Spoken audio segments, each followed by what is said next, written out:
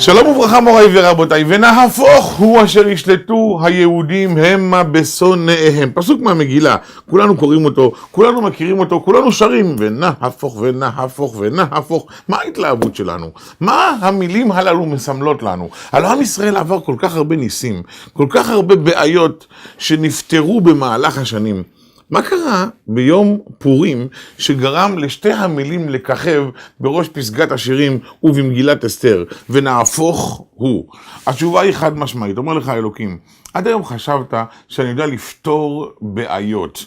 היום אני מגלה לך שלא רק שאני יודע לפתור בעיות, אלא אני מייצר בעיה בגלל שאני רוצה את הפתרון שלה. כלומר, היו עמלקים שבאופן קבוע היו מתנכלים לעם ישראל ורוצים להורגם. עם ישראל מאוד פחד מהעמלקים, אבל עם ישראל לא חשב לרגע שיש לו זכות לפגוע בהם או להרוג אותם. מסיבה אחת פשוטה, אם עם ישראל היו יוצאים למלחמה חלילה כל איש מבני עמלק, מיד היה האום ובית הדין העולמי בהאג מגיעים ואומרים שזה לא מוסרי וזה לא חוקי ואסור להתנהג בצורה כזו.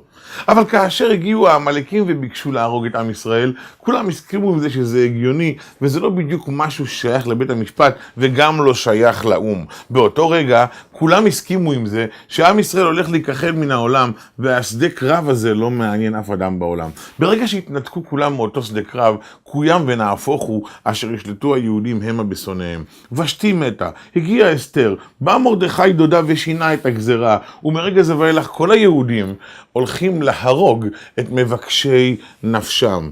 בית המשפט בהאג לא יכול להתערב, כי מראש הוא קבע ששדה הקרב הזה לא קשור אליו. האום לא יכול מלבד לחסות בכלימה את פניו, כי הוא טען עד לרגע זה שזה לא שייך אליו.